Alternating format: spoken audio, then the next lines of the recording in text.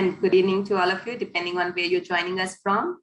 I'm so happy to welcome you all to this session on the final day of the 3 days of Sustainability Festival, the Thai Sustainability Summit, the largest summit hosted at Thai Hyderabad. Also very glad to share with you that we have had over 41,000 registrations for the event. And I must say this is a big feat for any organizer, in this case, our very own Thai Hyderabad.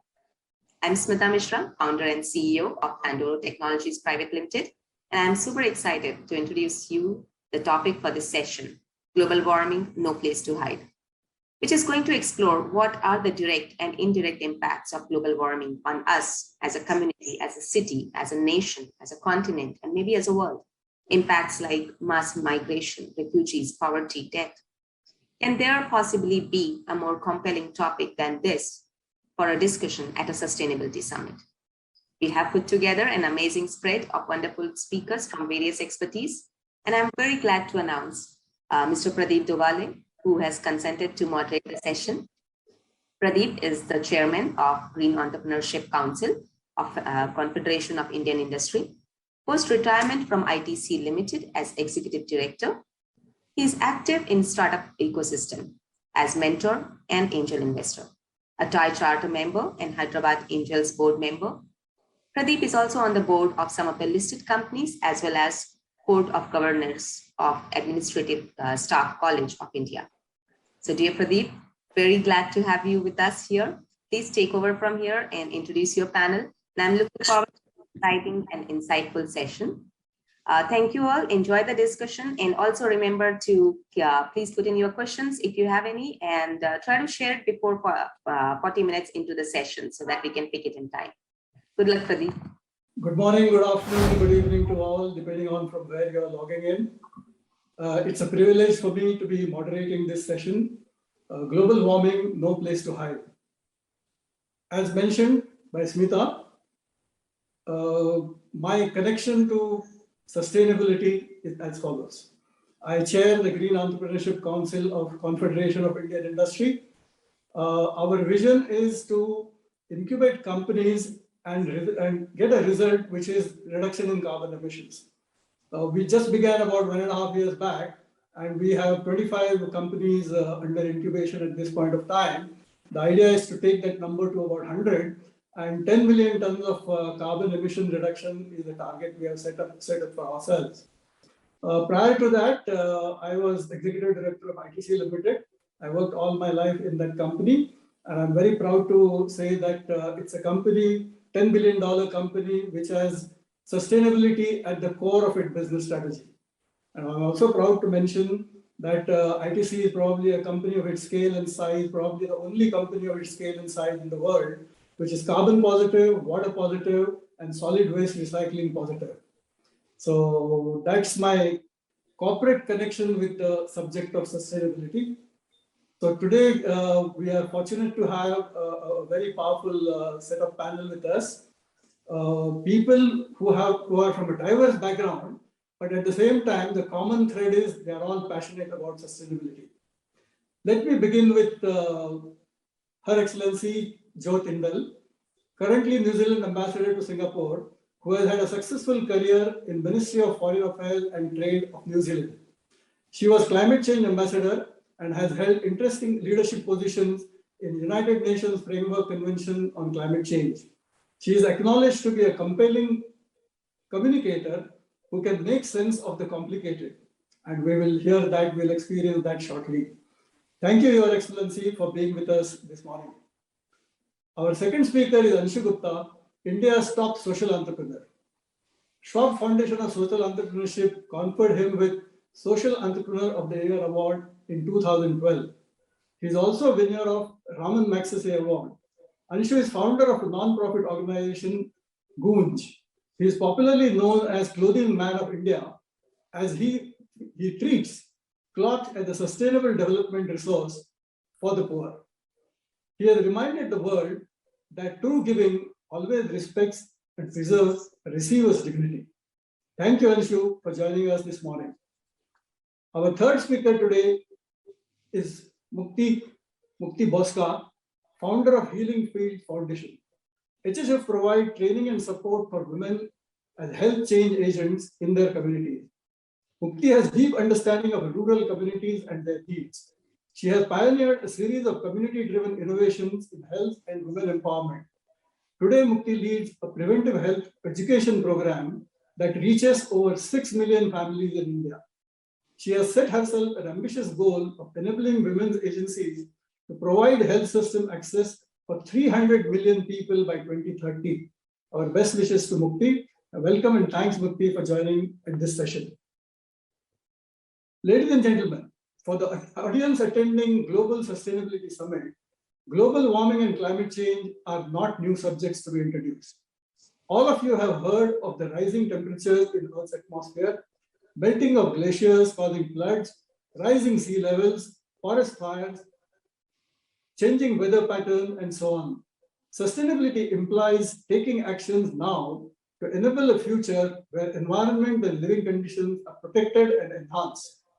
The mitigation actions are known, and most of the countries have committed time-bound targets for GHG reductions.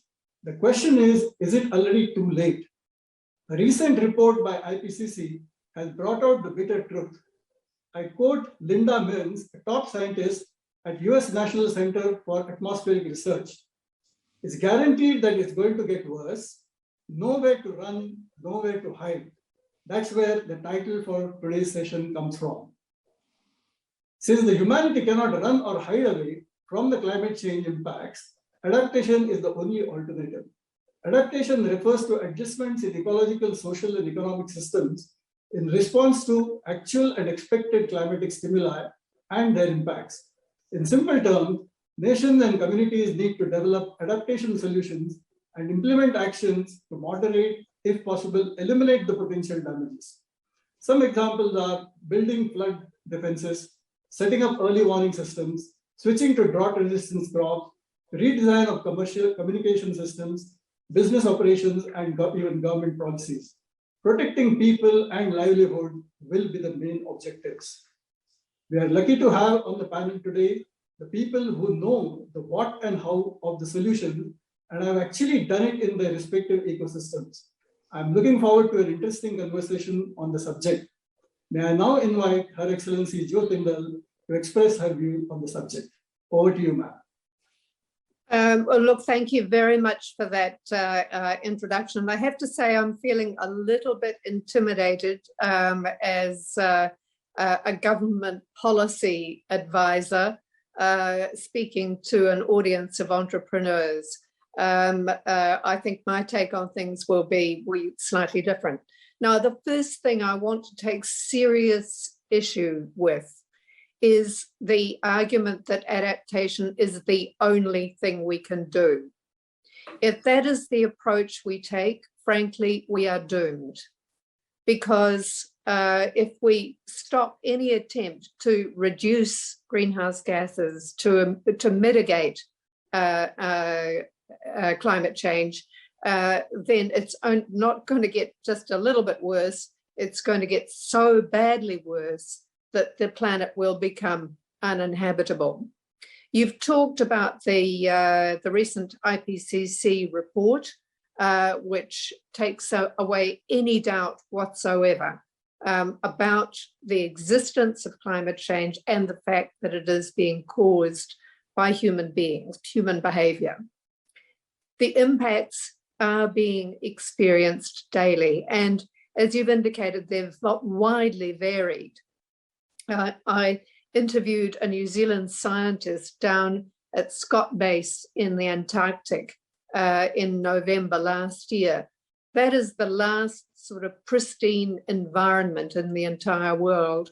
And he told me that unfortunately, they are finding evidence of microplastics in the fish and sea life, the penguins and so on, even down in that environment there. Now, if things were evenly distributed, there could be advantages from climate change. But unfortunately, what it does is it exacerbates existing conditions and makes the extreme weather events more frequent and worse. So if you're living in an area that's prone to droughts, you're going to get more droughts and more prolonged droughts. If you're living in an area that is prone to flood, you will getting more and worse floods. And it's the same with fires or heat waves or winter storms or coastal erosion. The issue we're facing is also going in a raft of different areas, affecting which does have implications for migration. And it's the migration aspect I was going to talk about. Because, for example, you will see that it is impacting on biodiversity in a number of different ways. It means that parasites or diseases or whatever they are, mosquitoes, for example, are settling in new habitats because climate change is making it possible for them to thrive in environments that previously were hostile to them. Where we are, New Zealand, in the Pacific, we're seeing that fish stocks and species are moving because the ocean is warming. So for island states that are heavily reliant on fishing for their livelihoods, they're finding it more and more difficult to go to their traditional fishing grounds. I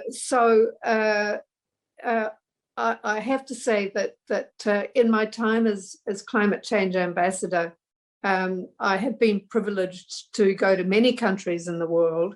It's deeply ironic, actually, as climate change ambassador, how much travel was involved, including going as far north as Svalbard in the Arctic Circle to Neu-Ålesund, and seeing very directly the impacts of climate change, the absence of pack ice, the absence of polar bears who are losing their habitat, and indeed glaciers beginning to fall away. Now, New Zealand's a landmass. It's a big landmass. It's long and thin. So that means that in different parts of our country, the issue of adaptation is quite different. Droughts in some areas, floods in others, winter storms in parts, fires in other parts of the country. So the response to adaptation has to be varied and has to be particular to the area concerned. One of the biggest issues we have is where to draw the line in terms of responsibility between the national government and local government, and indeed where individual responsibility might be involved, given that your personal property could be impacted if you've built in a desirable location close to the sea.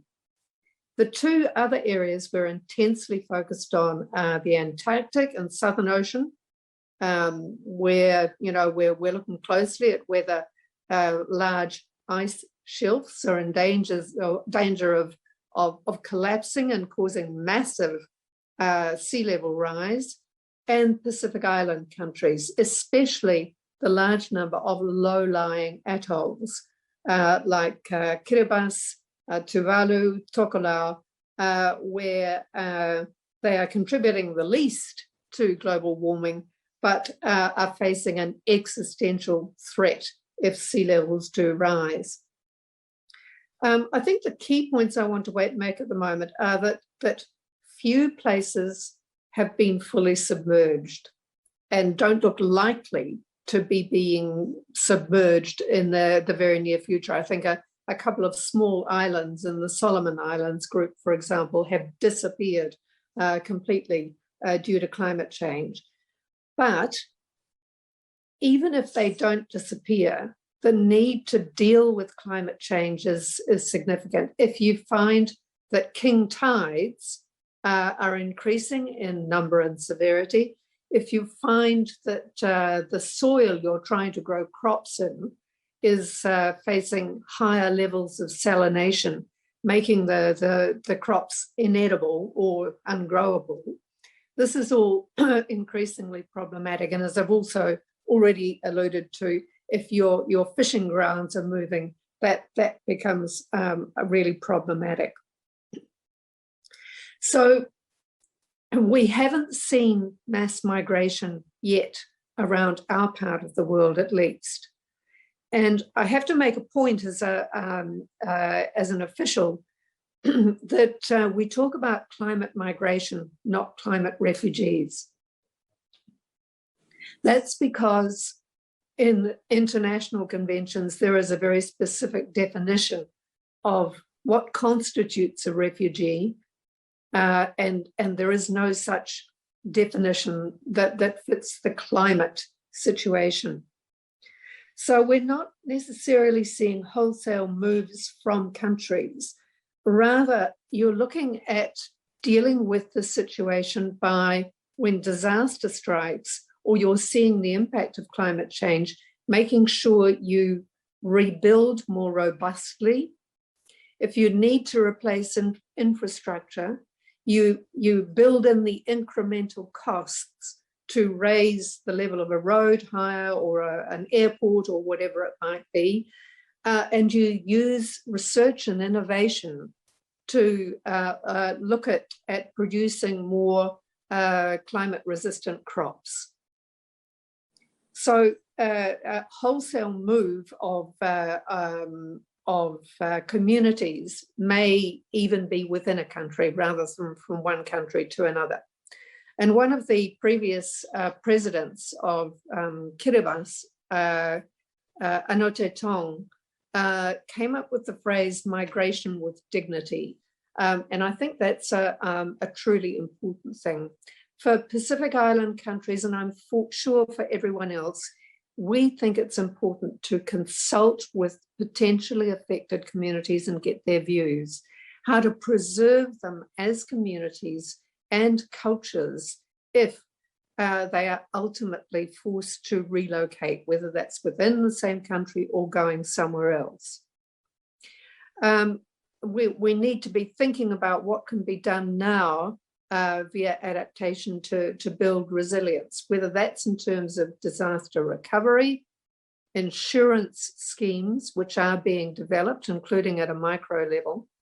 And one other question that is of particular concern to island states is what happens to their exclusive economic zone if sea levels rise. So we are working through UNCLOS, the UN Convention on the Law of the Sea, in order to get sound rules to ensure that climate change is not a basis that can be used for changing exclusive economic zones. So my key message is that mitigation is not off the agenda. It's absolutely fully on the agenda and must be our first focus to reduce the need to adapt as far as it's possible to do so. The second final message I want to deliver is that adaptation has been recognized as something we need to do, that the impacts of climate change are with us already and we can't avoid them, so we can't avoid the need to adapt. So that is recognized in the Paris Agreement. It's recognized in the Green Climate Fund that was set up to help developing countries deal with the impacts of climate change, both in terms of projects that mitigate and that adapt.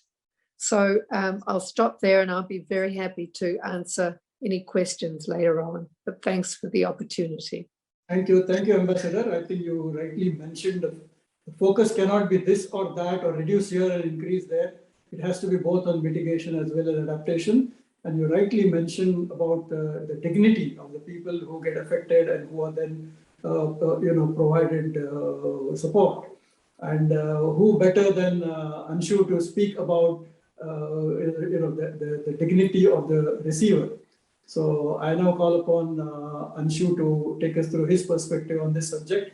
And for the benefit of audience, you relate the activities of Goonj and your other activities with the sustainability agenda. Over to you, Anshu. Thank you, Pradeep and all. And I think my few minutes will be a very straight talk and a little bit of uncomfortable statements, fine, because anyone who doesn't remember and anyone who thinks the life is normal, after especially the last year crisis, not only in India, but across the globe, when we saw millions of people walking and going back, to their roots or to their villages, actually put a lot of issues on this sustainability and a whole lot of other things. The way we are building society, and we are still discussing the same old topics in these conferences and seminars and now webinars, fine, or webinars. I think that needs to change, because I feel that people like us who wear good clothes, who are the policymakers or the opinion leaders or who decide what is going to happen in the world, I feel we miserably failed. But none of us is really coming forward and saying that we miserably failed. When millions of people were forced to leave the cities, we actually built the most unsustainable, ruthless cities, where we couldn't build anything which had anything to do with the dignity or the trust for people. Anything which we developed with huge amount of greed didn't work. All the low-lying areas across the globe now have the high-rise buildings, right? Across the globe, especially in India, you see that people come, they make a road in front of your house, and then say a feet above or 1.5 feet above, in the name of cement road, sustainable road, durable road, and then tell you that you live in the low-lying areas. How long will we just keep cribbing about the climate change, and how long will we keep talking about the glacier melting without understanding that it is our doing? And as an individual, what can I do? What is my role as a company? What is my role as an individual to take care of this? How can these millions and millions of people be pushed to the extreme poverty again? I mean, Pradeep, many of us come from those typical beautiful middle-class families of India, right? And I know that when one generation struggles, the second generation is able to do something. Okay, if you see the present crisis, large number of people are pushed back to the extreme poverty, where they will take another 2 generations to come back, to something where you can say that the life is okay. Which means in my lifetime, large number of these people will never come back to the normal life. They're pushed forever. And my basic regret in this entire work, because for the last 2 decades, our work is largely in the villages of India, right? That is the implementation part. I mean, this is one institution which is connecting urban and rural India in a big way, because we deal with the wastage of urban India, the underutilized material of urban India, and that is what we change into something usable, and then it goes to the rural India. I mean, that's the whole model, and in a very, very dignified way. Every year we see floods, and I always feel that the victims of those floods, the victims of those disasters, are completely different than the culprit of these disasters. Is the people like us who create these disasters. Is the people like them who suffer in these disasters. If you see across the globe, the maximum migration happens from the disaster-prone areas. I mean, I remember traveling to Assam many times, and in the month of May, June and all, in many these small huts and houses, people actually pack their entire stuff in a sari or in a bed sheet, and then they hang it from the roof, because they know that the water will come. How much water will enter when, they don't know, but they are sure that water will come, and they have to save their belongings. I mean, how are we forcing people to live in this kind of fear all across? So it's high time that if we are talking about sustainability, if we are talking about climate change, we need to understand what is the role the people like us are playing in destroying this. I mean, 100-year-old tree we cut, and that is replaced by a new sapling. And if anyone raises a question, we talk about development is necessary. Development can happen with the tree also, or in a much better way. I mean, all of us in the world, across the globe, in India and many other countries, we were looking for some oxygen in a can, and we were dying for that last year. The same oxygen which we don't worry. So how do we as people behave in a much more responsible way, how do we talk about the optimum utilization of the material? You know, I remember 15, 20 years, plastic bottle, the water bottle was supposed to be the biggest innovation in this, you know, for all of us, because we were singing a song about it, that now you can port water, it is safe water. And if you see 15, 20 years later, the same innovation has become the biggest curse in this world. I mean, we celebrate when this plastic bottle is recycled and a small bathroom or a dustbin is made. We celebrate, we pick, you know, we popularize all those stories, but we never question that why this plastic bottle is being made and why it is not a plastic bottle which can be reused in a different way. We just celebrate those stories in the name of recycling and reusing and innovation and all, which I feel, you know, ultimately that plastic bottle in a flood will again go back to the same system. So how do you change this mindset of people like us is extremely important. And how do we stop calling people poor, but start treating them as stakeholders? I mean, in many of the things we have done this, Pradeep, that, you know, we ask people and say that you speak for, say, 5 minutes. You use the word donor and beneficiary in those few minutes, and you have to make your, you know, gesture with your hands also. 99.9% cases when people talk about donor and beneficiary, donor is here, beneficiary is here. And then we go to the world and talk about equality. So how do we change this dimension? That's the most important part. I mean, ultimately, people are suffering because of the greed of people.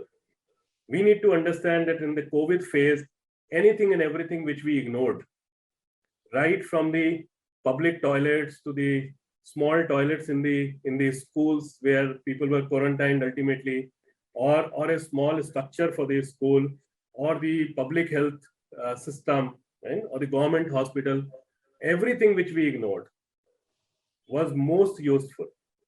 And everything where we invested huge amount of money and created the fanciest possible thing with the maximum money, the fanciest airport across the globe, the fanciest aircraft, right? The fanciest malls, ultimately everything was closed. So if we are really talking about sustainability and a whole lot of other issues, can we relook at the world and understand that there is nothing called post-COVID? It is all with COVID, because health crisis will be over soon. But the crisis, all other crises which this particular, you know, COVID thing has created in the life of millions and millions of people, that is something which need different solutions. And a large number of solutions which many of us created ultimately failed. The day we can understand this and we can accept this, I'm sure we'll be able to relook at the things in a different way, different perspective. I never doubt on the intentions of people. It is a process which is a problem. It is a thought process which is a problem, and that needs to be changed. I will come to Goonj model in the Q&A, and I'll hand over it to Mukti, keeping in view the time. And Q&A I'll answer on the Goonj part. And in any case, Goonj stories are available on the website. Right. Thank you, Anshu. I think you spoke about how to change the mindset. We'll come to that in Q&A. Let's listen to Mukti first. Yeah. Thank you, Pradeep, and thank you, Her Excellency. And Anshu, it's always great to share a stage with Anshu because he asks all the difficult questions and leads, and so I don't need to ask the difficult questions. Thank you for that, Anshu. Climate change is invisible. In the sense, if we don't look at climate change as an immediate risk, we always try to push it back. This past year has shown us, or the past few years have shown us, for people like Anshu and me who work in the rural areas, as to what climate change actually has been doing, creating the havoc that it has been creating in the rural areas. And that is why today we have the farm protests, because the drought, the constant flooding, once in 50, 100-year storm happening almost once in 2 years, changing the salinity of the land, changing the topography of the land, and where are the farmers to go to, and how can they even cultivate their land and be able to sustain their livelihoods. And one of the major issues that I'm going to touch upon here is health, and how climate change has impacted the women and children and the old in particular. The drought and salinity not only changes the contours of the land, not only changes agricultural practices and agriculture growth, but also drinking water.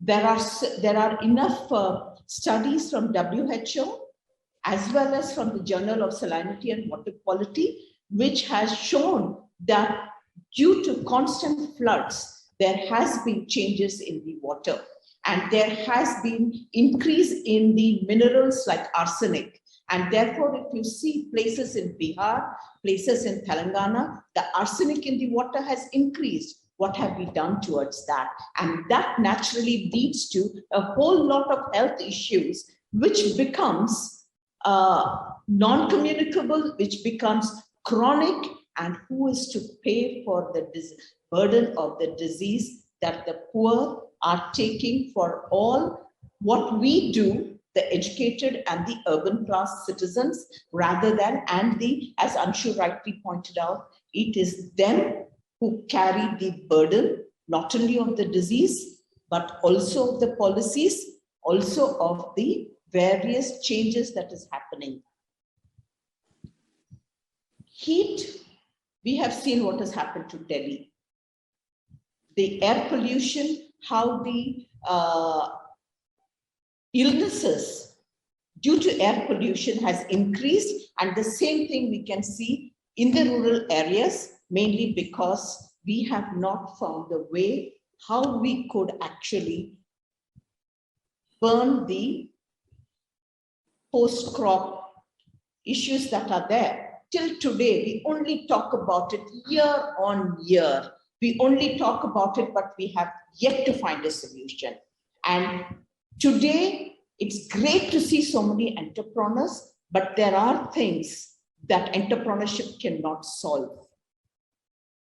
There are things that thinking can be innovative, but the solution has to go beyond entrepreneurship, because we would need to be able to pay for things that we ourselves have created, and not expect the poor who are at the receiving end to pay to sustain a business. So that is something that we need to look at it from a donor perspective, from an investment perspective. If all is equal, then sure, it could become an entrepreneurship. When all is not equal, we cannot expect the poor to pay for all our failures. And with the heat, what happens? With the change in the water, what happens? It is the women who suffer, because the women who have to trudge long miles to get water, in some places, just any kind of water.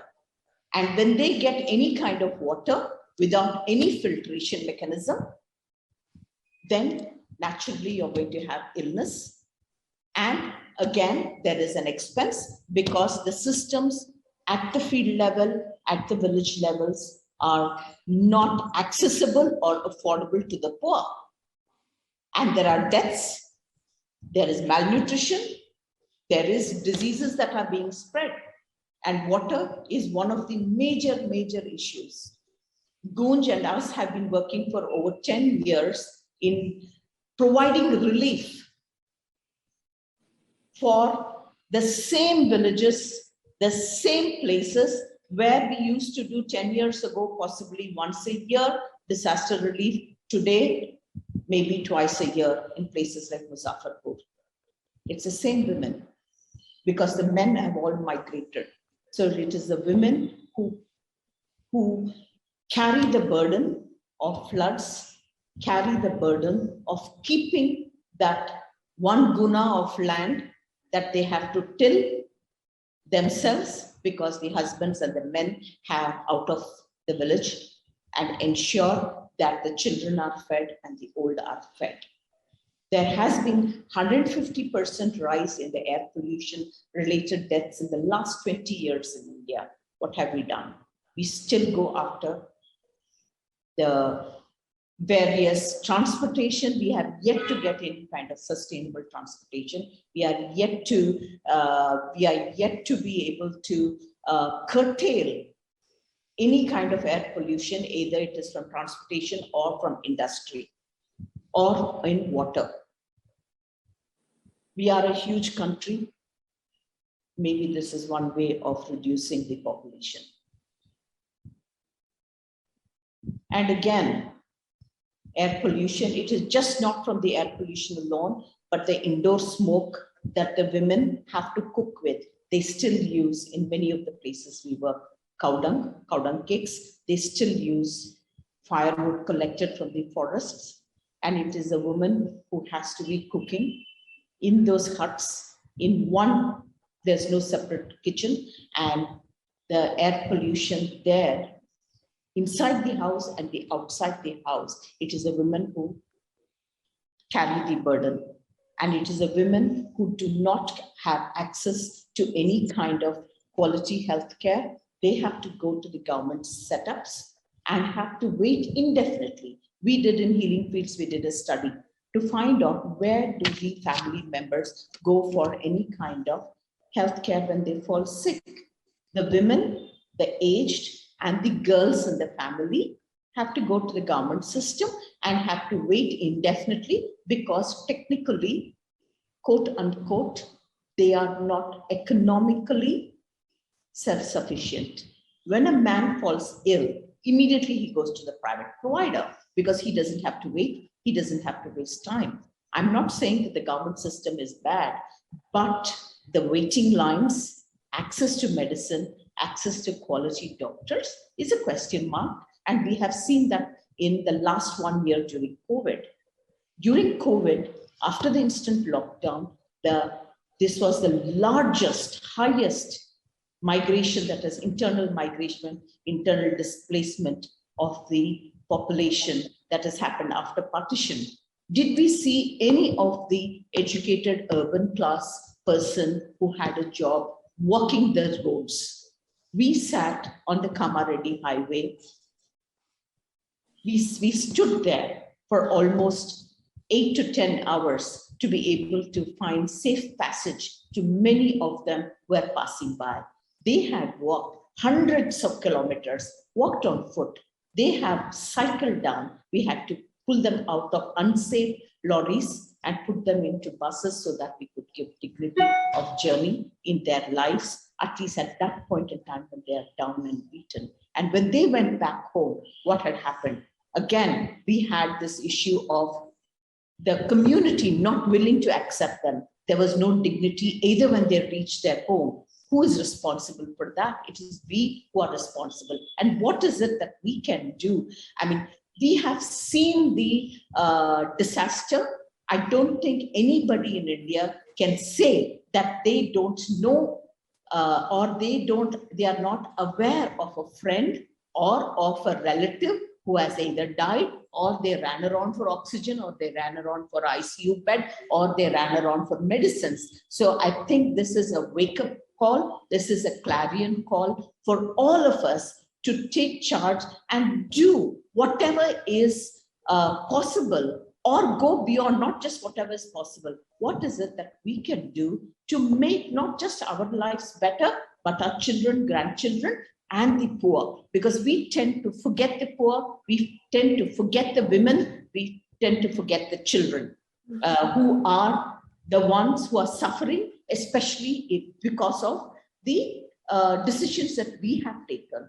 The next important aspect, we have been talking about nutrition in India. We have had huge nutrition policies for almost 5 decades.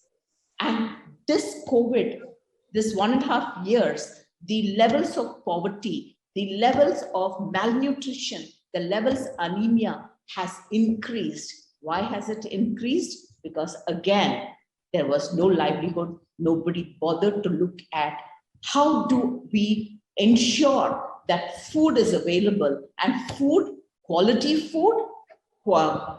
nutritious food, just not food, just giving them rice when our godowns are overflowing, and giving rice which is completely worm infested, and expect the nutrition levels of children and women and the age to go up. It is not going to happen. We need to stop. We need to look at how are we going to support. It is not charity.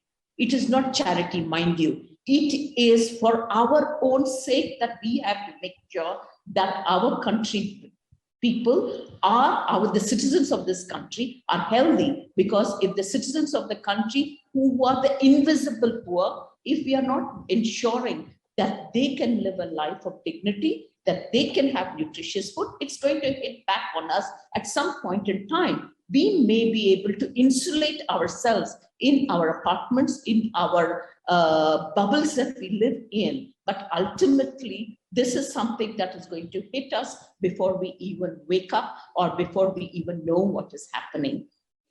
Okay, conclude a minute. Yeah, one more point. The other thing that we have seen, we are talking about child marriages, the girls. The girls are being married off because they are not being able to feed the girls. 13, 14, 15-year-olds girls are being married away. And this 1.5 years, there has been increase of at least about 30% of child marriages. Why? Because we have not taken an action. And I think it is our collective responsibility, not just the government's responsibility, it's a collective responsibility to ensure that we are able to protect not only our climate, protect our water, protect our air, so that we would be able to live a healthy life. And in turn, we are able to support the ones who do not have the resources to do what they can do. Thank you. Thank you. Thank you, Mukti. Thank you, all three of you. The broad impression I got, the common thread is, a lot more needs to be done. Can we shift the gear towards what specifically can be done by us, by the government, by the civil society, and things like that? So let me begin with Ambassador. You particularly mentioned the balance between mitigation and adaptation. Now, pardon me for putting you in the spot. As far as I understand, New Zealand is #1 in terms of its preparedness for climate change. That's what I read on the internet when I was doing a little bit of research for this event. So New Zealand is considered to be #1 in terms of preparedness. On the other hand, it is among the top 10, I think it's probably 5th or 6th in terms of carbon emissions per capita. So how does this, it's kind of a dichotomy. If you are in a state of preparedness to handle what happens in 2050 or even earlier, but your own per capita emissions are really so high. So where is that balance which you're talking about comes about?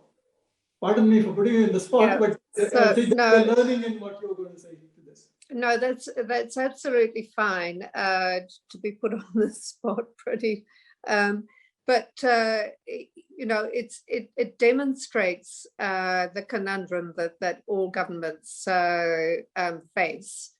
Dealing with climate change is it requires economic transformation across the board. A lot of our emissions come from livestock burping and, pardon the expression, farting, methane gas. So the methane accounts from biogenic sources, accounts for half of our carbon emissions. And given that our export economy relies very heavily on sending food to other parts of the world, particularly dairy products and infant formula and so on, that is the toughest nut for us to crack. By contrast, if we look at our energy sector, 86% of our electricity is generated from renewable sources. Fantastic. So, we've got a real problem to kind of deal with. What we have done is we initially set up an emissions trading scheme to put a price on carbon. That we discovered was not enough on its own to force the kind of change that needs to happen. What we have done is set in legislation a target to be net zero by 2050 for all greenhouse gases, but except for biogenic methane, that's the livestock production, where we've set a separate target to reduce emissions by that time. We've set up an independent climate change commission to give advice to the government on carbon budgets that should be set on 5-yearly cycles and the policies that need to be put in place to support that. And I really think it's crucial to have that long-term aim from which you can then provide government leadership that sets the policies that need to be put in place, whether it's electric vehicles or waste management or energy change or whatever it might be to renewable sources. You need that long-term perspective to backcast what sort of policies you have to put in place to ensure it happens. When you've got those long-term government signals, that in turn sends signals to businesses, to entrepreneurs and to others about the kinds of investment decisions that they need to make that will support achieving those government objectives. And in fact, if they don't follow those government objectives, their business won't be sustainable in the long term. So they need to be thinking about environmental and social issues as part of the governance of their businesses. And then you need to use techniques like education and so on to ensure that civil society, that young people who are increasingly aware of and concerned about climate change issues are geared up to take the kinds of decisions to support that and to put pressure on government and on business to behave in ways that will help mitigate climate change.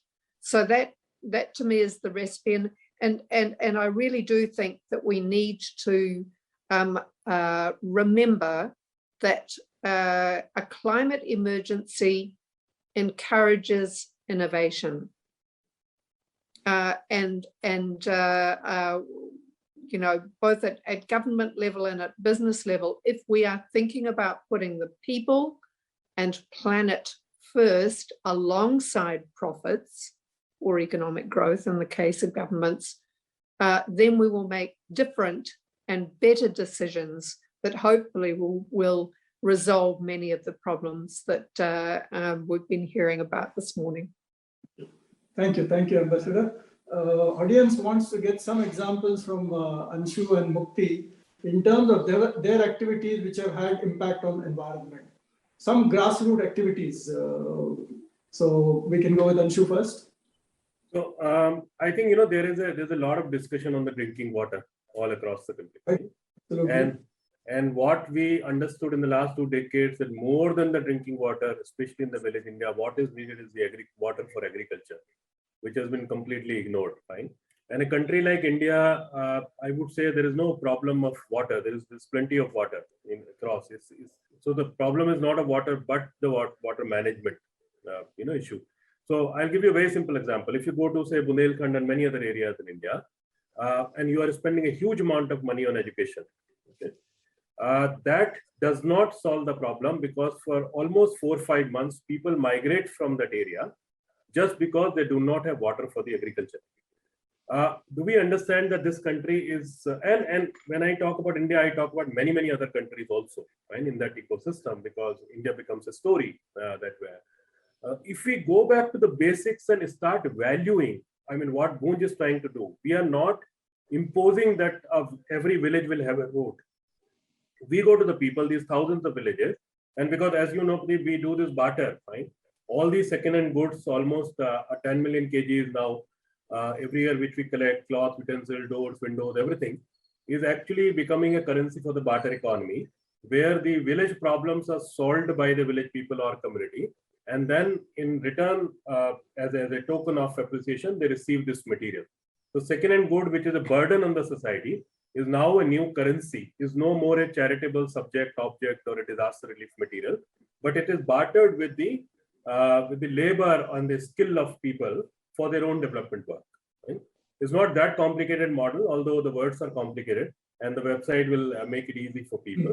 But just to tell you that people decide what is needed. So one village will say we need a road, the other will say we need to clean the water body, third will say we have to dig a well. And that's how people work on that. I mean, even in the COVID phase, when there was a lot of lockdowns and all, Goonj was able to, with his partners and people, we were able to develop, repair about 300 kilometers of village road by using this as a barter economy, where no money was paid to people. And please remember, when people make it, they maintain it, because there is a sense of belonging. It's not a top-down agenda where, in the name of progress, we are going and saying every village will have a road. No. So my comment on this is that instead of treating people as beneficiary, start involving them as stakeholders, and then see the impact of the work. Right. Thanks. Mukti, can we have some examples from your side? I agree with Anshu that we need to look at our community as stakeholders, integral part. In fact, Healing Fields, what we do is when we train women to become a community health entrepreneur in her village, one of the first things she has to do is map out the assets that are available within the community. Once she has mapped out the assets, she realizes what is available within the community and then is able to use that to solve the issues of the community, and she becomes a very, very integral part of the change making that happens within her community. And during the floods, one of the mid floods, and during winter are stark in India, stark in places in the north of India like Bihar and Jharkhand. It is bone chilling. And what is the kind of homes that these communities are living? It is thatched roof, mud walls, half mud walls, and they don't even have space to keep the winter clothes for the next year. And therefore, it is the community members with the leadership of the PRI, the Panchayat Raj institutions, as well as the community health entrepreneur, who is able to identify people who would require the kind of support that they need and use Anshu's model of barter system. And if you need these clothes, then let us together analyze, discuss what this is all about, and help them identify a common area which will be of common benefit to the whole community, and find a solution within the community. And after which, whatever support they require in terms of warm clothing or in terms of disaster relief, that is being provided. That is one of the most important aspects of making them partners in progress. But again, I go by what Abdul Kalam says.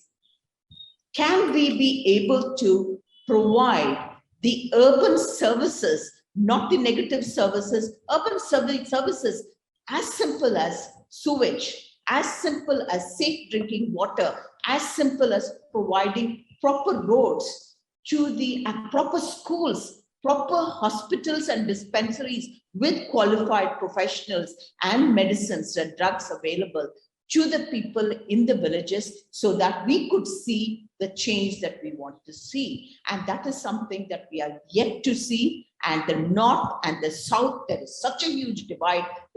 Some of the northern states are almost 50, 70, 100 years behind. So we collectively, what is it that we can do to support and provide the facilities that each one of us enjoy?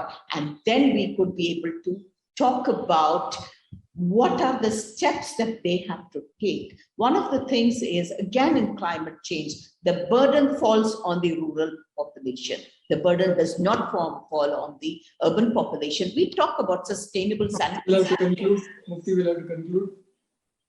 30 seconds. Yeah, sustainable sanitary napkins. We keep talking about sustainable sanitary napkins. How many of the urban women and girls use sustainable sanitary napkins? How many of them use the cloth? And then, but we expect the rural women to pay for an expensive, I'm not talking about the cloth, but for an expensive, sustainable alternative. Let us show the way.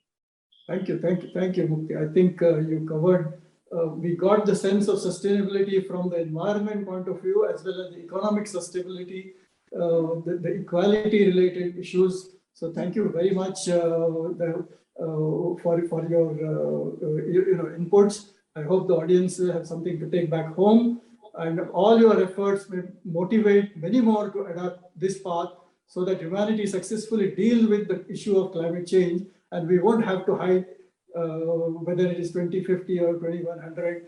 That's the hope with which I would like to conclude this session. And let's hope the Glasgow COP26 will come out with many more action plans, or many more commitments, and many more funds to be available to take this path forward. Thank you very much, ladies and gentlemen.